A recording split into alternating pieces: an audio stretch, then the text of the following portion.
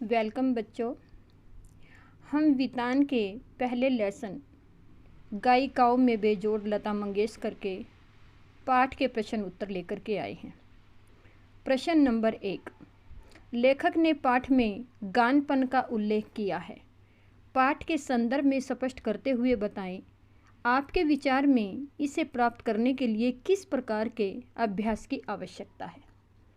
लेखक ने पाठ में गानपन का उल्लेख करते हुए लता मंगेशकर के संदर्भ में बताया है।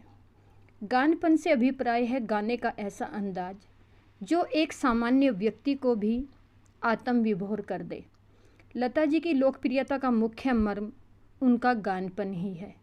लता जी का कोई भी गाना सुनिए, उसमें 100% गानपन मौजूद रहता है।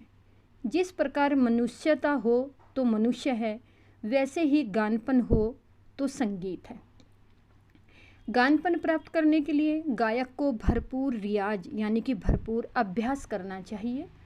गाते समय गीत में मन की गहराइयों के भाव पिरोए जाने चाहिए।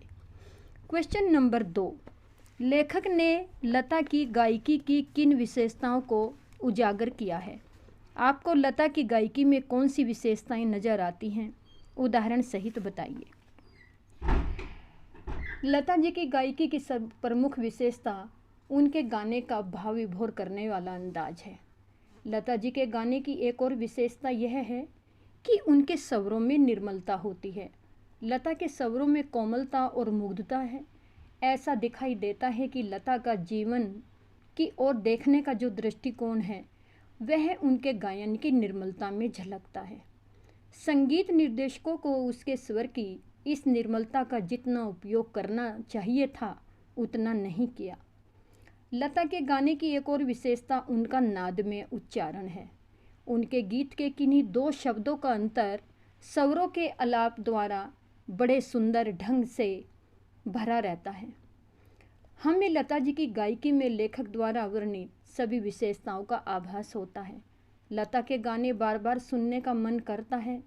हम आपके हैं कौन फिल्म का एक गाना लो चली में सुनकर लगता है जैसे आज भी बारात का वह दृश्य चित्र दिखाई दे रहा हो। एक उनका प्रमुख गाना ऐ मेरे वतन के लोगों, ये सुनकर तो तत्कालीन प्रधानमंत्री जवाहरलाल नेहरू जी की आंखों में भी आंसू आ गए थे।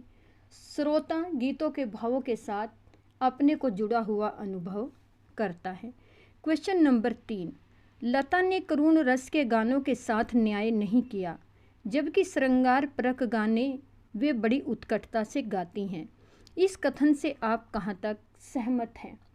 लेखक के अनुसार लता ने करुण रस के साथ न्याय नहीं किया, जबकि श्रृंगार रस से परिपूर्ण मध्य व द्रुत लय के गाने लता ने बड़ी उत्कटता से गाए हैं। करुण रस के गीतों में लता ने एक माँ, बहन और प्रियतमा की सुंदर अभिव्यक्ति दी है। लता का प्रत्येक गीत लगन से गाए हुए हैं। करुण रस के गीतों में लता ने अपने जीवन से उसी प्रकार जोड़ा है जिस प्रकार गीत में स्वर, भाव तथा उतार चढ़ाव होता है। करुण रस के गीतों से मनुष्य सीधे जुड़ नहीं पाता। लता के स्वरों के कोमलता के कारण ऐसा लगता है कि करुण रस के गीत अच्छी तरह नहीं गाए गए, लेकिन ऐसा नहीं है। लता के ऐसे कई गीत हैं जिन्हें सुनकर मन उदास हो जाता है, जैसे ए मेरे वतन के लोग, ओ बाबुल प्यारे। ये इस प्रकार के गीत हैं कि इनको सुनकर प्रत्येक व्यक्ति आत्म विभोर हो जाता है। क्वेश्चन नंबर 4, संगीत का क्षेत्र ही विस्तीर्ण है। यहाँ अब यह अलक्षित, असंशोधित, अदृष्टिपूर्ण ऐसा खूब बड़ा प्रांत है, तथापि बड़े जोश से इसकी खोज और उपयोग चित्रपट के लोग करते चले आ रहे हैं। इस कथन को वर्तमान फिल्मी संगीत के संदर्भ में स्पष्ट कीजिए। संगीत का क्षेत्र बहुत व्यापक है। प्रतिदिन नई धुनें, नए स्वर और नए प्रयोग हो रहे हैं। चित्रपट संगीत दिनों दिन अधिक विकसित होता जा रहा है। अभी भी संगीत के क्षेत्र में बहुत से राग अनदेखे हैं। बहुत से स्वर ऐसे हैं जिनमें सुधार की आवश्यकता है। बहुत से स्वर राग अनछुए रह गए हैं। लेखक का कहना है फिल्म व्यवसाय के लोग दिन प्रतिदिन संगीत के क्षेत्र में विभिन्न खोजें और उपयोग बड़े उत्साह से कर रहे हैं। पहले एक गीत को रिकॉर्ड करने में कई कई दिन लग जाते थे। अब इलेक्ट्रॉनिक्स यंत्रों का प्रयोग किया जाता है जिसमें गायक के एक बार में ही गाए हुए गीत के उतार चढ़ावों तथा प्रस्तुत किया जाता है। संगीत के मौलिक रूप के साथ छेड़छाड़ करके उसके स्वरूप को बिगाड़ दिया जाता है। क्वेश्चन नंबर 5, चित्रपट संगीत ने लोगों के कान बिगाड़ दिए हैं। अक्सर यह आरोप लगाया जाता है कि इस संदर्भ में कुमार गंधर्व की राय और अपनी राय लिखो। लेखक के अनुसार लोगों का चित्रपट संगीत पर यह आरोप लगाना कि इसने लोगों के कान बिगाड़ दिए सर्वथा गलत है। कर्नाटक के जिला बेलगांव के सुलेभावी गांव में जन्मे कुमार गंधर्व लोगों द्वारा चित्रपट संगीत पर लगाए गए इस आरोप से सहमत नहीं है। लेखक का मत है कि चित्रपट संगीत ने संगीत को समझने के नए अवसर दिए हैं। चित्रपट संगीत के सुंदर स्वरों के क्रमबद्ध समूह लोगों के कानों में पड़े हैं।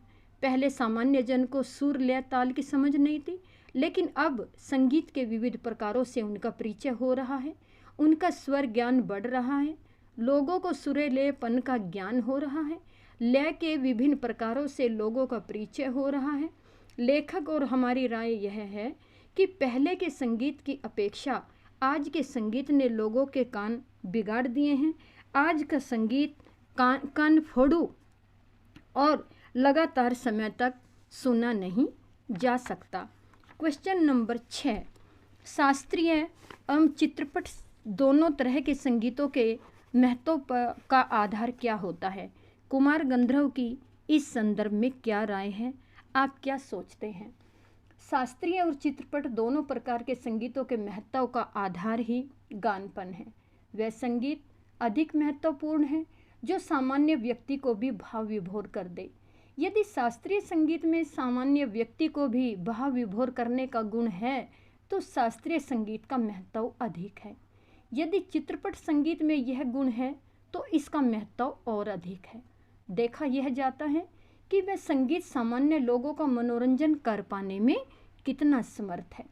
कुमार गंधर्व जी की शास्त्रीय और चित्रपट के महत्व के आधार पर संबंध में राय है कि गाने में यदि गानपन है तो वह संगीत है।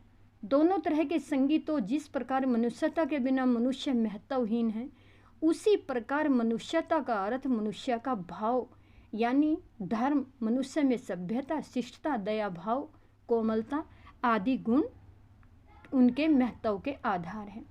इस विषय में हमारी भी राय यही है कि संगीत का महत्व आनंद देने में समाहित है। यहाँ पर कुछ पाठ में दिए गए अंतरों के अलावा संगीत शिक्षा से चित्रपट संगीत एवं शास्त्रीय संगीत का अंतर पता करो और इनको सूचीबद्ध भी करो। जैसे यहाँ पर सूचीबद्ध चित्रपट संगीत और शास्त्रीय संगीत दोनों में अंतर होता है। यहाँ पर जैसे नंबर 1, चित्रपट संगीत में शास्त्रीय संगीत की तरह गायन, समय, ऋतु, वादन आदि नियम नहीं होते। चित्रपट संगीत राग, ताल, लय और मात्राओं में बंधा नहीं होता, जबकि शास्त्रीय संगीत में ये सभी बंधन होते हैं। फिल्म या चित्रपट संगीत में शास्त्रीय संगीत की तरह राग में आरोह, अवरोह और स्वरों की निश्चितता नहीं होती। जैसे किसी राग में कोमल स्वरों का प्रयोग तो कहीं ना यानी कि निष्क्रिय होता है। कुमार गंधर्व ने लिखा है, चित्रपट संगीत गाने वाले को शास्त्रीय संगीत की उत्तम जानकारी होना आवश्यक है। क्या शास्त्रीय गायकों भी चित्रपट संगीत के कुछ सीखना चाहिए? कक्षा में विचार करें। यहाँ बाकी तो हम कक्षा में विचार करेंगे, लेकिन नॉलेज के हिसाब से थोड़ा बता देती हूँ। लेखक कुमार गंधर्व ने लिखा है, चित्रपट संगीत गाने वाले को शास्त्रीय संगीत का भी उत्तम ज्ञान होना चाहिए। यह बात सही है। शास्त्रीय गायकों को चित्रपट संगीत के गानपन का गुण सीखना चाहिए। इसी दृष्टिकोण को आगे बढ़ाकर सहपाठियों से चर्चा करें। ये क्वेश्चन दोबारा से क्लास में आकर करेंगे। ये अब जितने प्रश्न करवाए हैं ये सभी आप याद करें।